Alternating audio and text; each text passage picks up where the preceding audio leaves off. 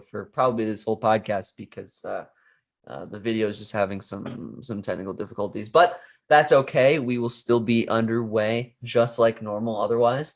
And Trevor, this is gonna be a fun podcast. I think it's gonna be a fun podcast because we've had a ton go on in the last 9 days. And there's a reason we pushed this podcast a few days. It was because NBA free agency kicked off August 2nd, just yesterday. And it's just August 3rd. And so much has happened already. I mean, these first 30 hours of free agency have been crazy. I mean, like a ton of players have signed. Not everyone, but a lot of players have signed, and a lot of the NBA landscape definitely has shifted, definitely has changed. And the NBA draft took place last Thursday. So a lot of things took place. Franchises were changed, and I think we wanted to start off by talking about the NBA draft and which teams we thought won the draft, which teams we thought lost the draft, and potential steals that we thought teams got in the draft. And Trevor, I wanted to start off by asking you, are there any teams you thought were big winners in this draft, or any teams that were big losers? Yes, Ryan, I have one of each. Before I get into that, sorry, my beautiful face will have to be hidden for this podcast. However, if you would like to see Ryan and I's handsome faces together on one screen, please watch the previous 55 episodes. They are all there. Anyways, Ryan, back to your question. I'm going to start off with a winner from the 2021 NBA draft. And by the way, you and I had a lot of fun watching this draft. I know I did. I thought there was a lot going on. I thought the draft was rather unpredictable, which adds a nice little element to it. Mm-hmm. But I'm going to go with the Golden State Warriors. Obviously, a lot of people thought they were going to trade one of their two lottery picks, if not both, and maybe go for another all-star, superstar caliber player. I mentioned a guy like Pascal Siakam, a power forward, would fit them well. But regardless, the Warriors, I thought had a great draft, and I thought they got great value for their picks. Mm-hmm. Jonathan Kuminga was projected to go, I believe, right around the 5 to 7 range, but 7 was kind of the lower end. Yep. And obviously he's a little bit of a project. He's not the best shooter, but he's a tremendous athlete, and he has pro basketball under his belt, which I think will benefit him in the short term. And their other pick, Moses Moody, was a guy I watched a lot actually at Arkansas. One of my good friends from school is a huge Arkansas Razorbacks fan. And he was very high on Moses Moody, and I'm very high on Moses Moody. A guy who's 6'8" and can create shots for himself anywhere on the floor is a benefit to an NBA roster. And Moses Moody can do that. I think he's very raw. I think he has a lot of potential to become a really, really, really good scorer. He kind of reminds me of a Jeremy Grant in terms of build, athleticism. And if he can develop his game, I think he can turn into a player like that. But yeah, I thought Golden State had a fantastic draft. They seem to always do. I mean, you consider how they built their team: Steph Curry, Klay Thompson, Draymond Green. They built this team through the draft. And I don't doubt that these two picks that they had will contribute early and contribute for a long time for this team.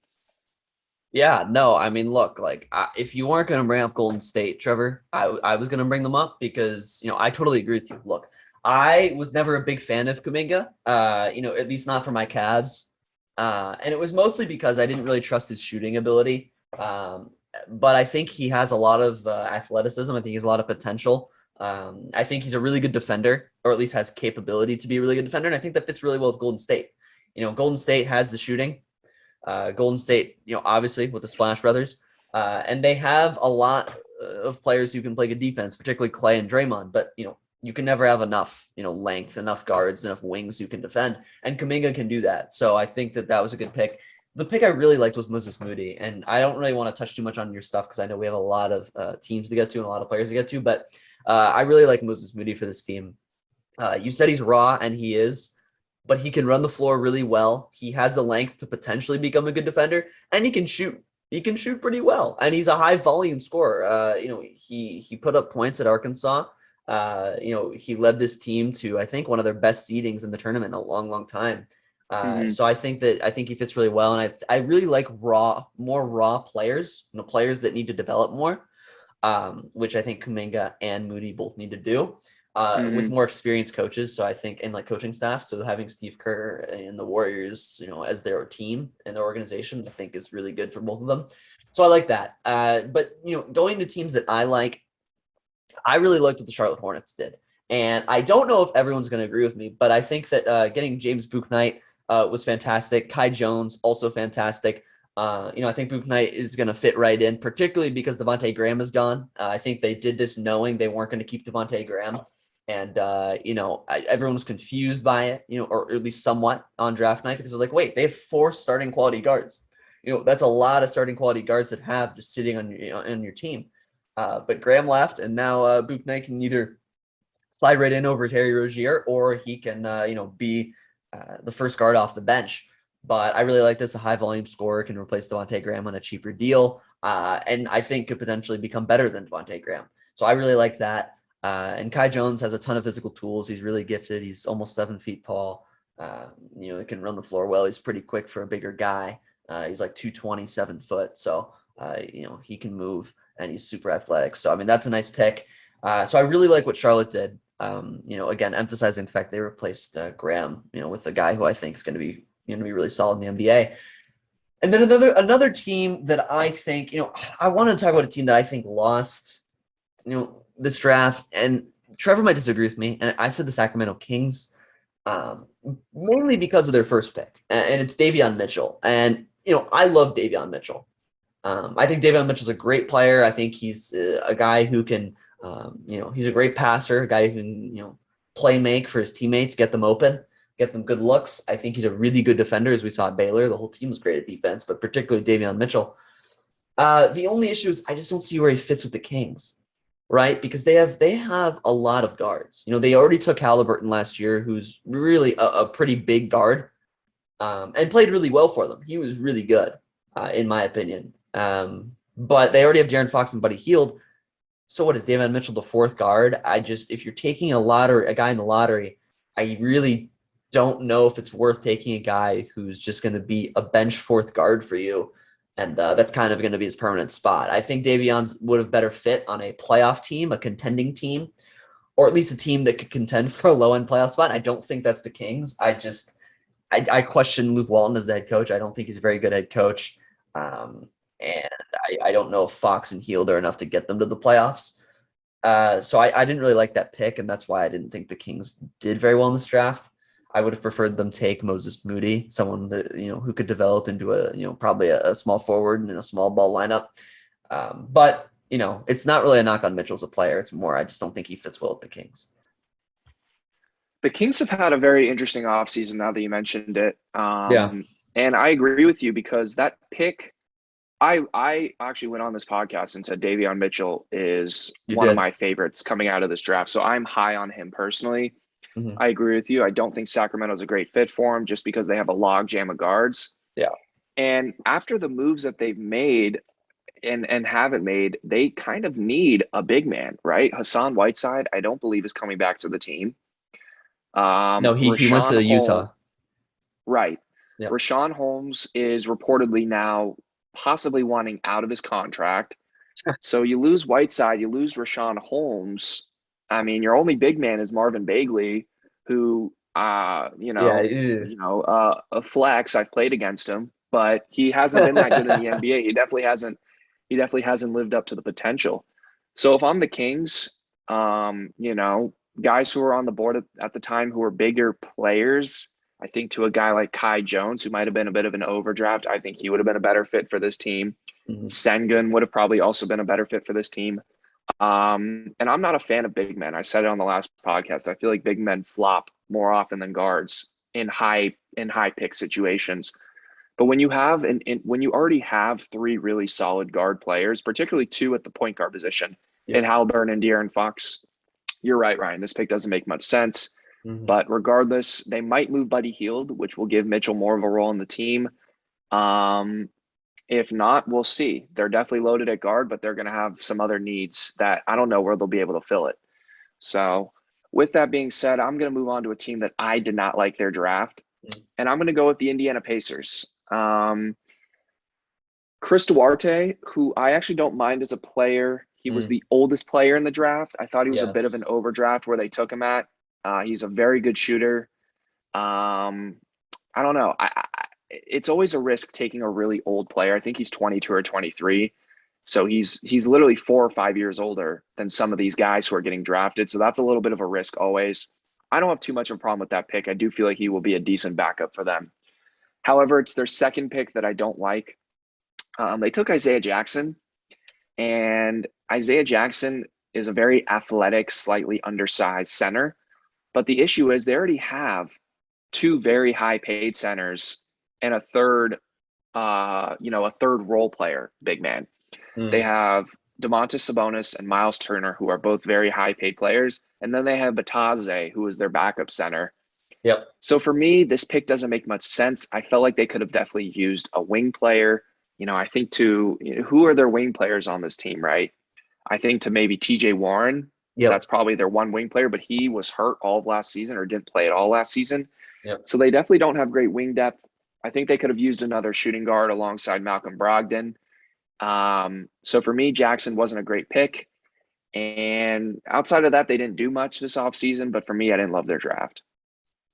Yeah, I mean, I'm not going to touch too much on the Pacers, but I do agree with you. I mean, here's the problem in the NBA. I mean, wing players are by far the most coveted in the NBA, right? I mean, they're the most valuable by far, and they're really hard to find. So, when you're able to find them in the draft, I think maybe sometimes it's worth overdrafting a wing player, right? Taking a guy who maybe shouldn't go for another 3, 4, 5 picks, but you need a wing player. It's why it's something I would like Cleveland to do in a draft. I mean, Mobley isn't particularly a wing player. He's probably, I think he's going to be a power forward through the majority of his career. But, I think that, maybe, I don't know, a Moses Moody type, he's more of a 2/3, but, so wing players they're hard to come by. So I think that you're right. I think that the Pacers could have used one, especially with Warren being hurt all last year. I don't really know his health status for this upcoming season, but when you miss a whole season, that's always worrisome. So, I mean, I definitely agree with you. I think they could have maybe gone in a little bit of a different direction, but I wanted to talk about a player or two that I think were steals in this draft, and they actually both went to the New York Knicks, and that's Quentin Grimes and Miles McBride. And Trevor, did you mention Miles McBride on the last podcast? I think you may have. I did. I would have liked him to go to my Suns, but that was before we traded our pick, but that's besides the point. Sure, yeah. And I mean, he could have gone to the Suns if they kept their pick because he went in the early second round, and I think it was a really nice pick. Both of these guys were. Starting off with McBride, this guy not only is a 6'2" guard, so you think he's not a great defender, but he was an elite defender at West Virginia. He, in my opinion, got snubbed out of being on the all-defensive team in his conference. I think that he could have easily gotten on there. He should have gotten on there. And he's a really, really good defender for his size. He'll easily be able to defend, lock down a lot of point guards in the NBA and some smaller shooting guards. So that's really valuable, especially to a Knicks team that loves to play defense, and Tom Thibodeau, who loves to coach defense. And not only that, but he can, he can facilitate and he can hit the mid-range jumper. That's really big because the Knicks struggle scoring the basketball. We both saw it last year. That was their downfall in the playoffs. They couldn't score against the Red Hot Hawks team. And Miles McBride can score. This guy, like I said, particularly the mid-range, he loves the mid-range, and that's a lost art in the NBA. We always say it, Trevor. We always say it's a lost art in the NBA. Not a lot of guys do it. Devin Booker does it better than almost anyone. Miles McBride did it better than almost anyone in college. So I think this was really nice for the Knicks. They got a guy who can shot create. And then they also got a guy in Quentin Grimes, who's another guard who can defend really, really well. I mean, this guy was a really good defender at Houston. Houston was a great defensive team. And Grimes was a really good defender for them. And not only that, he was their best three-point shooter, one of the best, probably the best three-point shooter in the AAC.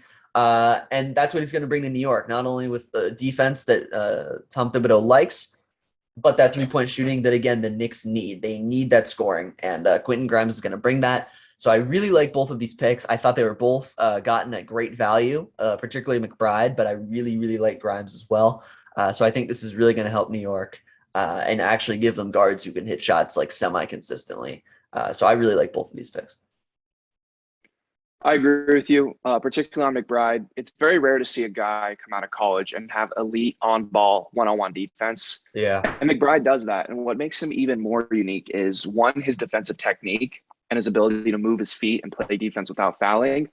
And number two is his wingspan. Ryan mentions he's only 6'2", but he has a 6'9" wingspan. So he has long arms. He'll be great for getting steals, getting his hands in the passing lanes. And Yeah. I completely agree with you, Ryan. I think that was a great pick by New York. And Quentin Grimes also, he's a bucket.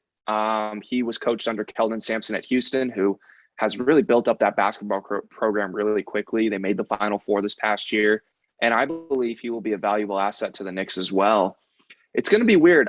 If I'm not mistaken, Ryan, do the Knicks is Elfrid Payton? I don't think He's they've gone. re-signed him yet. No, yeah, He's he's gone. not. Okay. Yeah. So it's going to be interesting to see how they use this 3 guard rotation because you Yeah. have Quickly and you have these 2 guys. So they're going to be very young at guard next year, but all 3 very promising prospects, Hmm. especially Quickly, who had a very solid rookie year for this team. So I agree with you. Great picks there. I want to talk about another guard actually in this draft. And I'm going to talk about your guy, Sharif Cooper, Ryan, because Hey. for whatever reason, this guy slid down draft boards. And you and I were watching the second round Mm. and we were wondering why are these teams passing on Sharif Cooper? And ESPN even put up a stat that says Sharif Cooper is one of 2 guards in his freshman season to average at least 20 points and 5 assists. He averages 20 and 8. The other Yep. was Trae Young.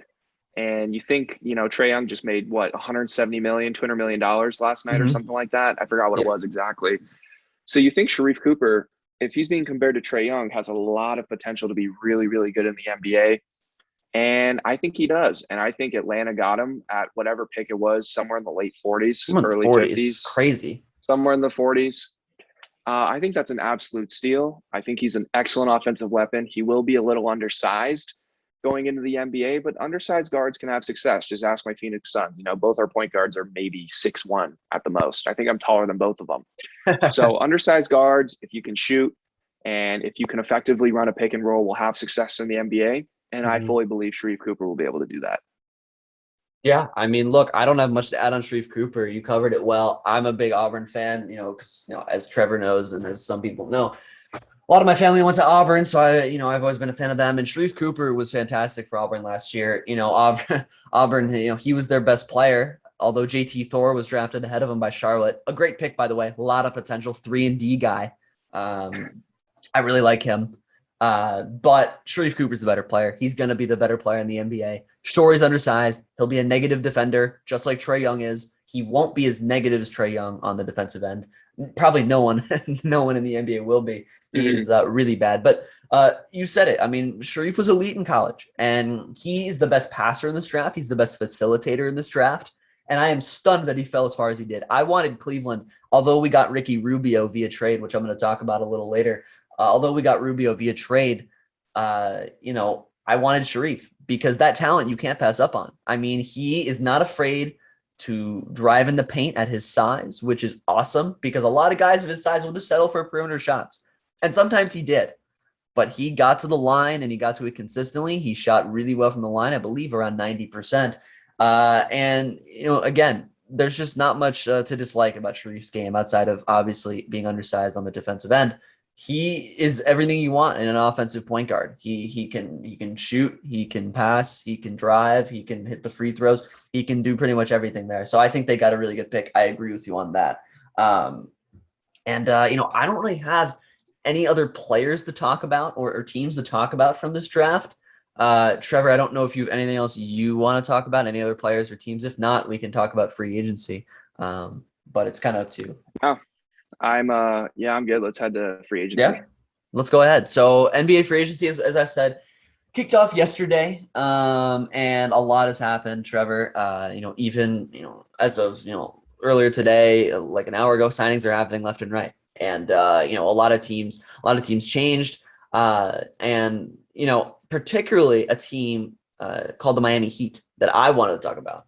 Because this team made a lot of changes in free agency. I feel like they haven't done much. They haven't done much this offseason. Well, They've been pretty quiet. Yeah, never mind. Maybe they haven't done that much actually. No, the Miami Heat have done quite a bit. They re-signed Jimmy Butler to a massive extension where he's going to be getting paid $50 million when he's 36 years old, which Good for him. I mean, that's yeah, have fun paying that luxury tax, Miami. Duncan Robinson, a 5-year, $90 million contract.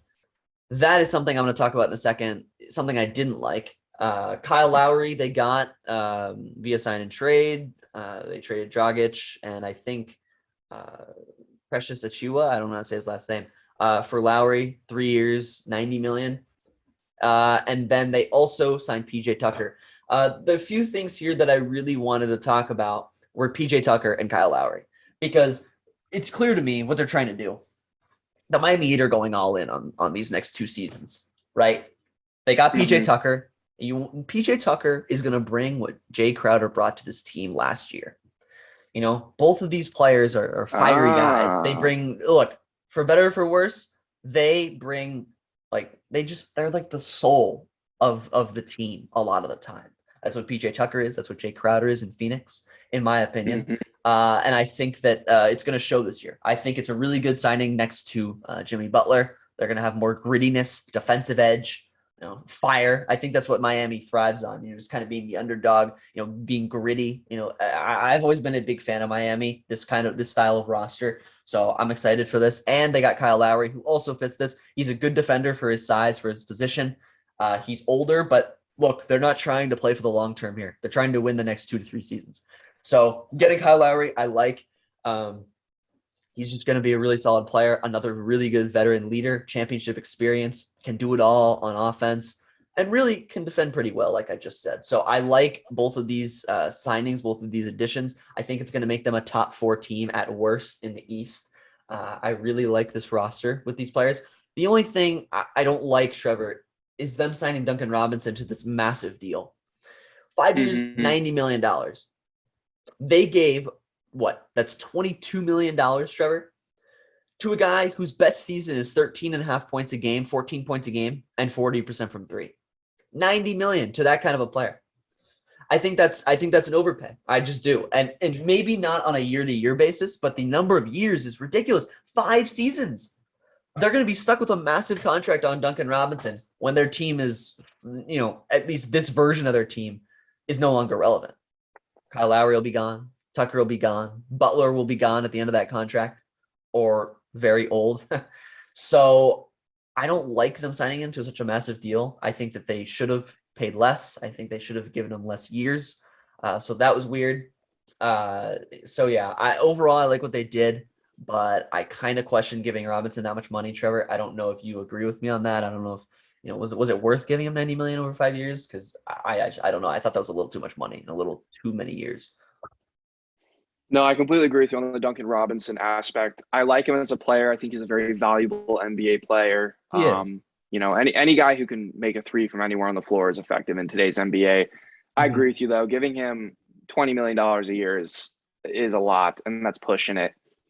I like Miami's moves, but I also don't, and here's why. In terms of the actual moves themselves, I like it. Yeah. I like bringing in Kyle Lowry. I like bringing in PJ Tucker.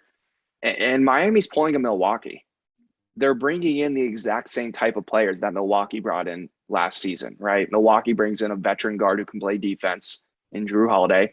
They bring in PJ Tucker mid-season, and they win a title. So I think Miami's doing some kind of mirror image of that. Sure. However, this team is not good enough to win the East, and that's why I don't like these moves. They're going all in on the next 2 or 3 seasons, but the problem is, so is Brooklyn. And Brooklyn, healthy, is better than this team any day of the week. So for me, is it an all-for-nothing type deal? That's hard to say, right? Miami can certainly win the East. They've overperformed before. They can do it again. And this team is better than the team that overperformed in the bubble. Yes. But the problem is the East has gotten better, and Brooklyn's not going anywhere. And Brooklyn's had a very, very solid offseason as well. So for me, are these moves worth it for Miami? You're kind of jeopardizing your future a little bit, bringing in some older players. You're going to be cap strained with some of these contracts in a few years. I don't know. We'll see. However, I do like the moves. I agree with you, Ryan. Miami will be a top 4 team in the East. They will be contending in the East. Is it enough, though, to get over the hump like a Milwaukee or a Brooklyn? Time will tell. I don't believe so. Buying injury, obviously. Okay. With that being said, I would like to move on to another team that has had a very loud offseason. And I'm going to talk about the Chicago Bulls because they have all of a sudden had a very good offseason now. They bring in Lonzo Ball in a sign and trade where they didn't really give up that much to get him. I believe gave up Satoransky. Satoransky, a second round. It's Satoransky, Thaddeus Young, and a second round pick. which for Lonzo Ball, I think is very fair value. They bring in DeMar DeRozan, and now you complement that with Zach LaVine and Nikola Vucevic, and Chicago's got a really good team. Mm. And what I like about these assets and these guys brought in for Chicago is these guys aren't going to be around for 2 to 3 years, right? I think to guys like Lonzo Ball, Zach LaVine, Vucevic, I think all three of those players can be around for more than 2 to 3 years.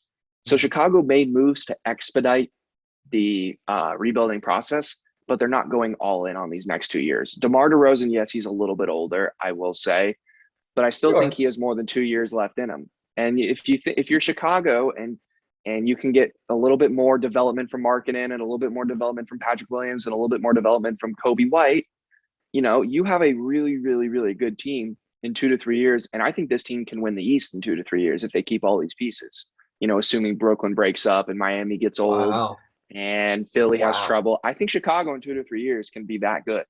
They're going to have to stay patient. They're going to have to be okay with losing in the first or second round of the playoffs, these next couple of years, which might be frustrating, but it will be their fate, I should say. But I like their moves. And I really think Lonzo Ball can still develop into something. He has great passing, great court vision, and he's a very good defender as well, which I think is nice to have in your point guard. His shot looks a lot better. It's gotten better every year, and I think he will continue to develop it. And then you look at their wing players, and Ryan already said on this podcast, wing players are very coveted in the NBA. And, DeMar DeRozan and Zach LaVine is a very, very, very good wing duo that can defend, that's athletic. And what I like about these guys is they can score at 3 levels. DeMar DeRozan can kill you in the mid-range.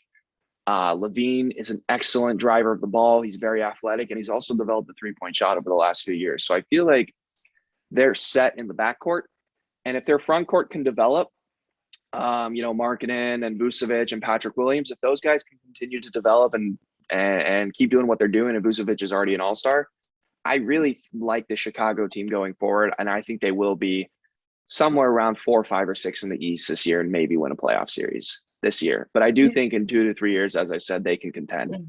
Yeah, no, I mean, I agree with you. Look, I like these moves. I think it's interesting. They're just skipping the whole rebuild process. I mean, hey, if you can afford to do it, why not? So they got Lonzo Ball to go with Zach LaVine, and they got DeMar DeRozan to go with this team. And they have 4 really good players in their starting lineup. Like, there's no way around it. And they're clearly going to, barring injury, they're going to be a top 6 team in the East, I think. I expect them to be a 5 to 6 seed in the East. I think that Markkanen's going to be gone. I don't think they're going to have the money to pay him. I don't know how close they are to the luxury tax, but I'd assume when they extend LaVine, which I'm assuming they will, Markkanen will probably put them near that luxury tax mark. So I don't know if he's going to stay. Even if he doesn't stay, though, this team is great. At least compared to where they were. And I think that they're going to be a playoff team. And you're right, Trevor. They could become even more with the development of Ball and LaVine in particular, and Patrick Williams. Who knows what he can become? I mean, he had a pretty solid rookie season. They really like him, and he's going to be the starting power forward this season. So we'll see what comes of that. But I like the moves they made. It's a skipping the rebuild move. So I mean, I have respect for it. But for me, Trevor, I wanted to talk about my Cavs for a second, just a brief second. I know it's not that big of a move, but I haven't had much to talk about with the Cavs, in these last few months. Recency bias. I wanted to talk about the trade for Ricky Rubio, and we really didn't give up much. It was cash, Taurean Prince, and a late 2nd round pick next year. I think it was more than worth it. Trevor can attest. Ricky Rubio is a really good leader. He's a great passer. He's a great floor general, and he's a great backup point guard, and he will be for us. I think that he's going to allow Darius Garland. He's going to teach him. He's going to teach him how to run the offense better. He's going to teach him everything he knows. And I know a lot of young players in the last few seasons that have been on the same team as Ricky Rubio have complimented him. And, the one that stands out to me is Anthony Edwards, talking about how much of an impact Ricky Rubio had on him and his rookie year in a positive way, and how much he taught him in his rookie season. I think that that's a really good sign. I think that's going to help Cleveland a lot. I think that's a lot of the reason we did this trade, not just how good Rubio is as a player, which I think he's quite solid. I mean, he popped off in these Olympics, had 38 points just last night against Team USA. Um, but he's a great leader off the court, great culture builder, right? Trevor, I'd say that, I don't want to speak for Hmm. you, but I bet you would say that Ricky Rubio is, a pretty key contributor to the Suns, going from one of the bottom feeders in the West to a team that was Hmm. rivaling, borderline playoff team in the bubble, right? A team that almost made the Hmm. playoffs in the bubble just last year. So I know I really like this trade. We gave up nearly nothing. Torian Prince wasn't a part of our future. And Ricky Rubio is going to help the development of our guards, and he's going to play really well alongside a player like Colin Sexton, so he can play off the ball, which is something that Sexton is much better at and much more comfortable doing. So I like this for both of our young guards. I like this for our entire team. And it was a low risk move with high reward, high potential. So I thought this was a solid move, and I also like this drafting Evan Mobley, as I predicted we would do. I think he's going to be fantastic for us. And I think that basically he's the next Kevin Garnett. So there, I said it. Well, I was talking to Ryan the other day, and Ryan told me he didn't believe in unicorns. And then Evan Mobley got drafted, and all of a sudden Ryan believes in unicorns. So That's good right. for you, Ryan. I'm happy that you got Evan Mobley. 11th place in the East will feel good this year for the Cleveland Cavaliers. There, I said it. Getting back to Ricky Rubio, though, I completely agree with you. I think this was a very solid trade for you guys. Ricky Rubio was an excellent contributor for my Phoenix Suns, and he's always been known for his passing and his floor generalship, but he can score, and he's developed his offense over the last few years. And from what I remember in Phoenix, he was able to drive to the rim. He had a very awkward looking fadeaway jumper that would go in a lot. Mm, And his 3 point shot is better than people think. He can make an open three and even a contested one. So I think Ricky sure. Rubio was an excellent move for the Cleveland Cavaliers.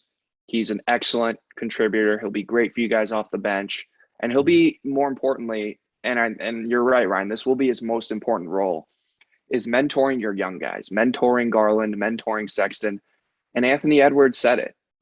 He's a great leader. He's going to teach me a lot, and I have no doubt Rubio is going to do the same for those two guys. So I completely agree with you for the third time now. This was a very good trade. I want to transition though to a topic of discussion on this podcast that's weekly. Oh my And goodness. Ryan's getting scared, and I wanted to talk Oh about my Phoenix my Suns goodness. because once again, and dare I say it, Ryan, James Jones will repeat as exec of the year, but James Jones and the Phoenix Suns have pulled off something. They've pulled a rabbit out of a hat, per se. And I want to Okay. attribute this to culture. Cameron Payne takes about a $4 million per year discount to stay with the Phoenix Suns. Cameron Payne, if he tested the waters, would have Ridiculous. gotten a three. He would have gotten a 3 year, $30 million deal. And Ryan, you would agree with that, correct? Yes, I would agree with that. Chris Paul, despite all of Magic Johnson's tweets, all of the ESPN fake hype, I like to call it, him going to the Lakers, teaming up with his boy LeBron, Chris Paul negotiated one of the smartest contracts in NBA history for himself and for my organization to stay a Phoenix Sun. He posted on Instagram today a picture of him near the Valley logo at midcourt with the caption, "Run it back." That got me jumping out of my seat at work. I was incredibly happy when I saw that. And then the Suns do what every Suns fan wanted them to do. They bring in a backup center, JaVale McGee, who, look, Mhm. he's been the king of Shaqtin' a Fool for years. He will have a stupid play or two every game, but he is exactly what my Phoenix Suns needed. He is energy off the bench. He is rebounding. He is rim protection. And, I love DeAndre Ayton, but JaVale McGee can actually catch. DeAndre Ayton can't catch. DeAndre Sure. needs to go to wide receiver school because he cannot catch a basketball to save his life. McGee can. But he's And going to I get a think max he's the, contract. well, you can develop hands. You can develop the hands, Ryan. I'm sorry. Keep going. I'm sorry. Go ahead. I felt like JaVale McGee was the perfect fit. Suns fans are ecstatic about it. And it's just weird, Ryan, because, I like to go a little crazy about my Phoenix Suns. I like to think Chris Paul is a mastermind, right? He knew what he was doing when he orchestrated this trade to come to Phoenix. It was The trade he couldn't have 10 years ago with Kobe Bryant and the Lakers. That's why he came here. He saw that 10 years later. Oh my gosh. And it's very weird, Ryan. A tweet surfacing the last couple days. Chris Paul whispering something in the ear of JaVale McGee after game 2 of the Denver Nuggets series. Okay. And then I see another tweet today that says D-Book and Chris Paul basically recruited JaVale McGee to come here. And it just reaffirms my notion that Chris Paul does nothing by accident. He is a mastermind. He is the Players Association president. He is one of the smartest players, smartest people involved in the NBA organization. And he made this all happen. He made the contract happen with the change of the over 38 rule. He brought in JaVale McGee. He and the organization negotiated a contract that allowed Cameron Payne to stay, albeit at a discount. And finally, I wanted to talk about culture because I haven't really talked about it much. I touched on it.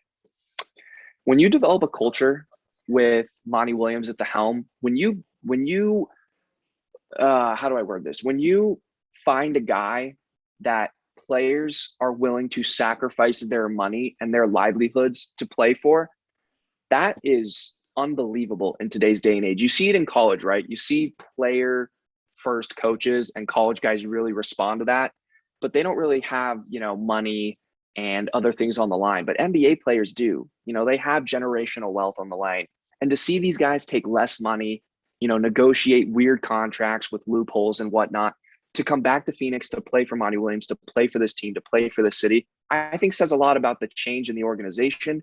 It says a lot about the city rallying around this team. And it just says a lot about the Phoenix Suns, right? When players are willing to take less money, when players are willing to negotiate money off of their own contracts, Jay Crowder, Chris Paul, Cameron Payne, and others, to stay here in Phoenix, I think says a lot about an organization. Yeah, I mean, look, Trevor, I've talked this to death as well, and I don't have much to add about the culture. I mean, this is what happens when you get guys who become best friends, guys who become lifelong buddies on a team, guys who just have unparalleled chemistry. You get guys at discounts like this. Chris Paul didn't get a discount, I don't think, at his age. Although I will say, at least the Suns are only on the hook for really 3 seasons. I mean, you could argue it's 2, but they're paying $20 million, I think, in year 3. So they're on the hook for basically 3 years, which isn't bad. I would have preferred 2, but that's not bad at all. I mean, if you keep the guy there to contend for an NBA playoff spot again or an NBA finals spot again, I mean, it's more than worth it in my view. And then Payne at a discount, obviously that was a no-brainer.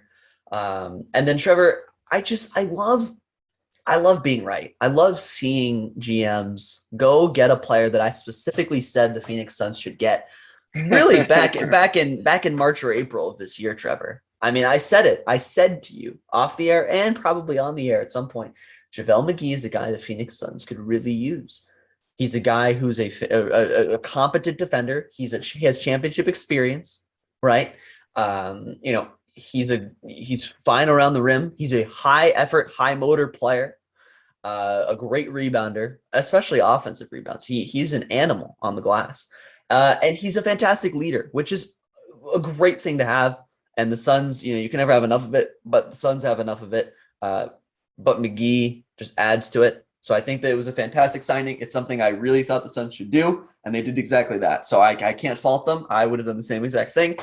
So I think it was a great signing. And so I don't have anything else to say on that, but I will say, Trevor, the last thing I wanted to talk about was the New Orleans Pelicans getting Devontae Graham. And this is something that I think is underrated, Trevor, because people are going to laugh at the Pelicans. And I think David Griffin is an overrated general manager. I really do. I don't think he makes very good trades. I think they probably could have gotten more for Lonzo. I get he was going to leave anyway. I get they weren't going to match, but come on. You could get a little bit more. And Trevor, you made this point to me the other day. They could have gotten more. They got nothing. They got nothing. Let's be honest. They got nothing. Right. So you're right. They could have gotten more. I think David Griffin's just not that great of a trader, but I think this move in particular was good because they saved $40 million, Trevor. They saved $40 million to get Devontae Graham over Lonzo Ball. Lonzo Ball's a better defender. Lonzo Ball's a better passer. But the Pelicans, they wanted more scoring and they wanted a cheaper player. And Devontae Graham was both of those things. Devontae Graham's not a great defender. He's a fine passer, but he's just a scorer. right? He's Hmm. an efficient scorer. He can score from anywhere on the floor. He can create his own shot, and he does it well. And this takes some of the load off of Zion and Ingram. And hey, if Graham continues to develop, maybe they could become their own mini young, new second generation big three. I mean, you never know. I mean, like stranger things have happened. I think it's a solid deal on a pretty cheap contract. So I was a fan of it. I think that now they have more cap space to work with, not only to sign Zion to a massive extension, but get other free agents in upcoming years that they think are going to be good pieces. So I like the signing because it's a cheaper guard who can score at a really high level, and leaves them open, in terms of cap flexibility for future years. Because let's be honest, even if they kept Lonzo, they weren't contending. Really, they weren't a serious threat to really even win a playoff series. So I think that this was fine, right? This will allow them to still compete for that playing game and that playoff spot. But they know they're just biding their time to maybe get another couple pieces in the future, and let their players continue to develop at their young age, and really seriously contend in a couple years down the road. So that's why I like this trade, or this signing. I'm sorry. I completely agree with you again, which is odd. I'm agreeing with you a We're lot on agreeing this a lot. podcast. Hey, But no, I like Devonte Graham. I like the fact that he can shoot it from anywhere, but he's also not a catch and shoot guy. I feel like he can create his own shot. And what I like about him is he's not always consistent at it, but he's a tough shot maker. He kind of reminds me of one of those guys he throws up a shot. You're like, why does he shoot it? And it goes in, more than you think. So for me, I agree. The money saved on Devonte Graham.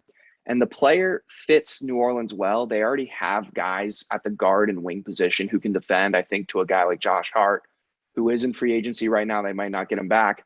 Josh Hart is a very good defender. They have a couple other nice young guards. I think Nikhil Alexander-Walker, he's a pretty decent defender as well. So for me, they needed another scorer to complement Brandon Ingram because Zion is not a perimeter scorer that limits them a little bit. But I do think you're right. Bringing in Graham will help out Zion. It will help take the load off of Brandon Ingram. And they brought in Jonas Valanciunas, who is a skilled big man who can score from almost anywhere on the court. He's developed a mid-range shot. He's developed a three-point shot. So I agree. I think New Orleans has had a very solid offseason. People are starting to question if David Griffin can build a team, and I don't get that because I think he's done a very good job this offseason. And they have, as Ryan said about the Chicago Bulls, the New Orleans Pelicans have four very good starting players. You have Ingram, who's an all-star, Zion's an all-star, Valanciunas is an upper echelon big, and Devonte Graham's an excellent scorer. yeah. So for me, they're still very young, but the talent is there. And now the team, I think, has a little bit better of a fit and an overall chemistry to it. And I agree with you. I think this was an excellent, excellent sign and trade by the Pelicans. One more guy I want to touch on, Ryan, Okay. for free agency is Rudy Gay. And I think this was a very underrated signing. And I think this was a guy that I wanted my sons to get. Rudy Gay fits the Utah Jazz perfectly. And especially since Niang is gone, Utah virtually has no scoring off the bench. And I'm going to say off the bench, Clarkson comes off the bench, but I don't consider him a bench guy because he plays starter minutes and he's a de facto six starter. So I don't consider him bench. Mm. Whatever. You can get me on that. But Utah has no scoring off the bench. And when you look at this team and what happened to them last year, if Donovan Mitchell isn't putting up 40-point games with 12 assists on 10 of 14 shooting from three, they can't win. They don't have another dependable scorer that's consistent enough. I think Rudy Gay is very consistent. You know what you get out of him. He can shoot from anywhere. He can score from anywhere. And he's a veteran with a lot of playoff experience. So for me, with his size and his scoring ability and his role off the bench, I think this was a great signing for Utah. Also at a great price. I believe the contract was only for 2 years, $12 million. Mm. And I think he's much better than George Niang, who they lost. And for me, this was a solid fit. Utah, again, I was never high on them last season. I still don't think they're going to win more than one playoff series this year. But I do like Rudy Gay as a player, and I like his situation and the fit in Utah.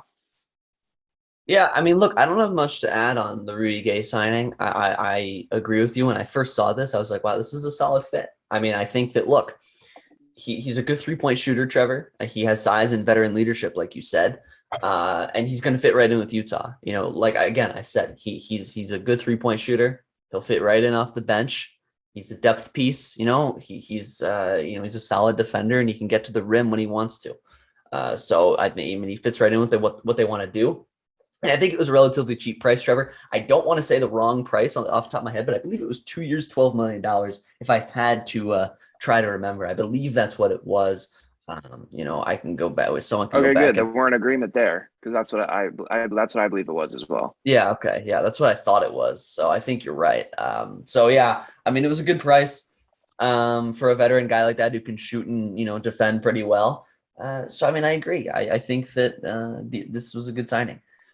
But I really don't have anything else to add, Trevor. I mean, this has been a good podcast talking about both the draft and free agency, and we'll continue to talk about this. Not as it won't last the whole podcast, but we'll talk about this definitely next week as well, because free agency is still going on. There's still free agents to be signed.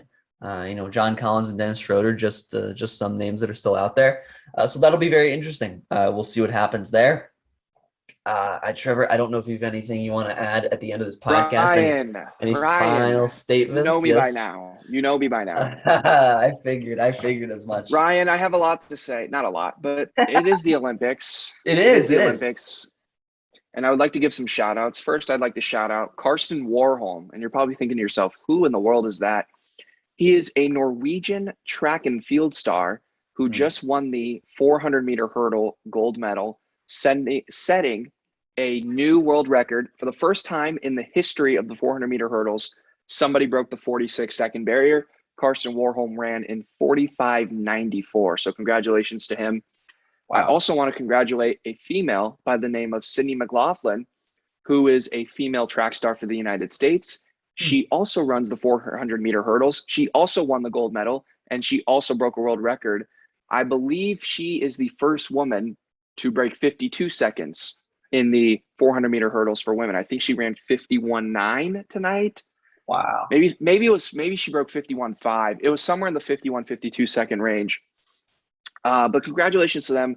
Final thing I want to say, I want to give a big props to Simone Biles. She's been going through a lot. She took bronze in the balance beam event. It was frustrating me the last few days because way too many people wrongfully said she quit on her team. She used her mental health as a scapegoat to not compete because she hyped herself up too much. I want to give people some perspective on this. One, I read an article that said she takes an ADHD medication that is illegal in Japan. So she's on an ADHD medication. She goes to Japan for the Olympics. She probably knew this ahead of time, but she's not allowed to take that medication. I don't know if that's true. I read something about that. If that is true, right there, you could see why that would be a big problem for her and why that would throw her off mentally. Number two, we have to understand, and I don't want to call myself an athlete. I played 1 year of varsity golf in high school. I did play basketball growing up. The amount of pressure that is on an Olympic athlete, let alone the best in the world in Simone Biles, is pressure that Ryan and I will never feel in our lifetime. The pressure from on yourself, the pressure from your family, everybody wanting a piece of the pie, the millions of fans, the millions of haters. It's a lot to handle as an Olympic athlete. And Simone Biles, it became a little too much for her. And I completely understand that. And I'm glad she spoke out and said, this is a little too much for me to handle. Also, if you listen to older gymnasts talk about, she got this thing called the twisties, where in midair, she forgot where she was and she didn't know how many times she had turned, and it completely throws off your whole routine, which I completely understand as well. So for me, I wanted to end the podcast on that. I'm proud of Simone Biles for getting a bronze medal, and it's unfortunate that people are so quick to label her a quitter, especially since she's an Olympic athlete. And it's funny that no athlete, it's the only people that label her a quitter are people who have never played a sport in their life. That's what I wanted to say about Simone. But go ahead, Ryan. Well, yeah, and I don't want to start an argument here about this whole thing. And I think that, look, like what Simone went through or is going through, like, is stuff that, and the pressure she has is something that very few people can, ever really understand or go through themselves. But I mean, personally, and I think that's totally okay. what she, that she didn't compete in a lot of these events. I think that I would hope that the main gripe from most of these people is that she quit during a team event. And, I understand why people would be a little bit frustrated by that, just because, it's affecting not just her, but the entire team. Doing that mid event is just tough. It's tough. I could, you can point to a lot of other team sport. It'd be tough. So I understand frustration about that. I just want to say that because, like, just imagine if the GOAT in any other sport, did that mid game or something. I get, again, the pressure they're under is immense. We'll never be able to understand it or feel it, but I think that's also something like that. It's a somewhat fair thing to be a little frustrated about. But regardless, I'm really happy that she competed and got the bronze medal tonight on I think was it last night on beam. It was a great job. I also want to shout out Devin Allen because he won his semifinal qualifier tonight. And so now he's going to be watched that race live. Yeah, so did I. Yeah, now he's going to be competing in the final. So good for him because I don't think, at least I didn't really expect him to make it to the final because I don't think he even won a qualifier last time in 2016. So I think that's a great job by him.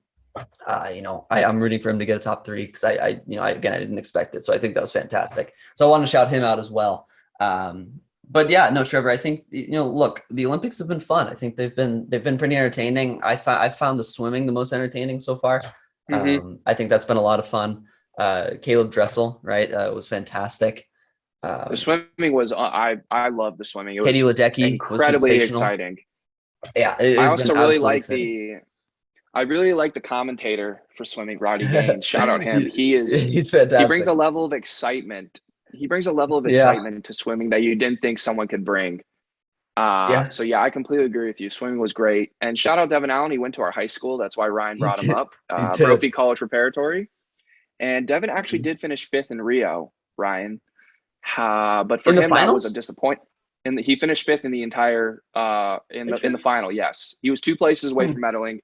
However, he was favored to medal, so that's still a disappointing finish for him. This go around, he had the second fastest time in qualifying, so he will also probably be favored to at least medal this go around, and I hope he does. Yeah, no, I really hope he does, especially because he couldn't quite do it in 2016. So I just wanted to shout him out, and I'm glad you brought up that he went to our high school because he did. But Trevor, that about wraps it up. I think that it's been a really good podcast. I hope everyone's enjoyed. And again, sorry about Trevor's video, but he will be back. His face will be back next episode, next podcast. And we'll see you next week. And I got a haircut too, which is disappointing. He has the haircut that he can't show off for another 6 days, man. We'll see it next week. But again, hope everyone enjoyed, and we'll be back with some more sports talk. So we'll see you then.